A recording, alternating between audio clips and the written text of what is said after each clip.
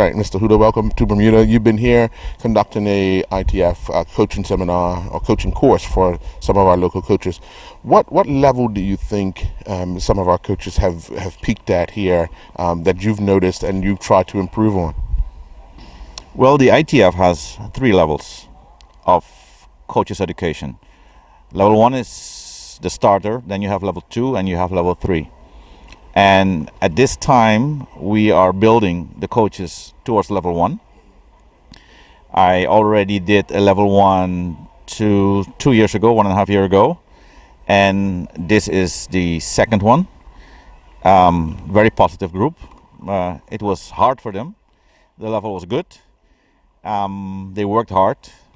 And I believe that whatever the results, they will leave richer than they arrived. Now, the ITF globally is doing a lot of wonderful things, especially at the youth level, and we see the progress of players around the world becoming, top 10, top 20.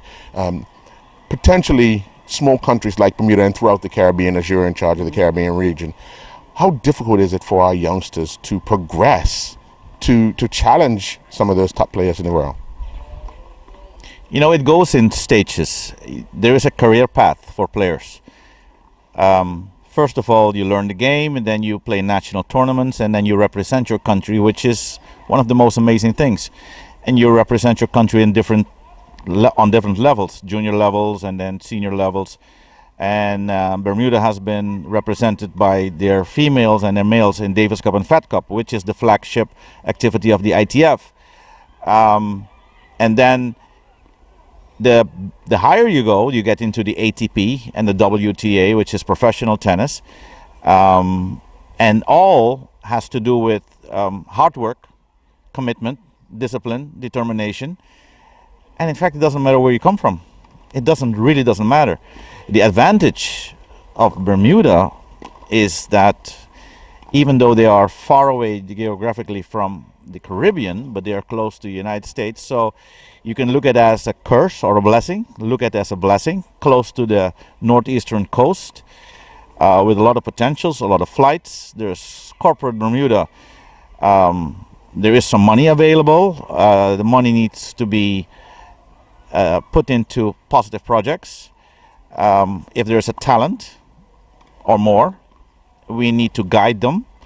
And one of the pillars of guiding talent is a functional national association, which you guys have, facilities, which you guys have, good coaches, which you guys have, competition, which you guys have, media, like now, positive behind the sport.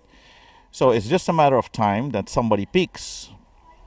What about patience in the sport? We used to have a tournament here at the Coral Beach. It was a ITF tournament. It was a money tournament, and the final person to win that is now ranked in the top 5 in the world. That's Ken Nishikori.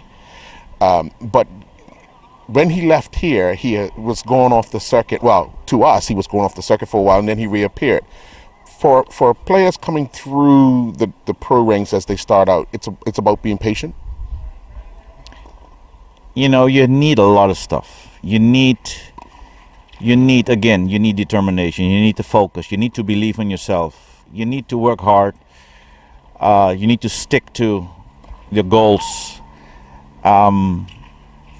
It's not all that glitter and glamour. It's waking up probably at 5 o'clock and start training. There is a whole path of things you need to do on a daily basis, on a weekly basis, on a monthly basis, year in, year out. The best sport heroes in the world do that. Cristiano Ronaldo, Kobe Bryant, Michael Phelps, Rafael Nadal, everybody. Muhammad Ali in his time, Lionel Messi, all these people, they have made sacrifices to reach their goals. It's not that they are above other people in natural ability. It's just that they were willing to work harder than the average you and me. So you have a goal and you go for your goal. Tennis got a bit of a black eye yesterday with the news of Sharapova. How do we then convince our youngsters to stay on the straight and narrow and stay positive? It's nice that you say that. Role models are available everywhere in the world.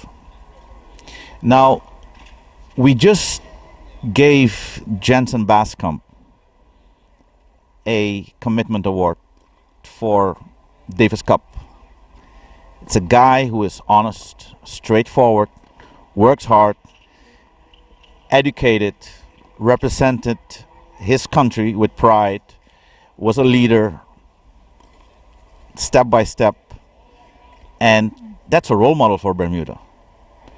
And the next step is better. I want my son to reach higher heights than the father, and his sons and his children will go even further. It's a stepping stone, hero after hero, step by step. And we look at the good stuff, because everywhere in the world there is good stuff and there is not so good stuff. And it's our choice what will be our role model.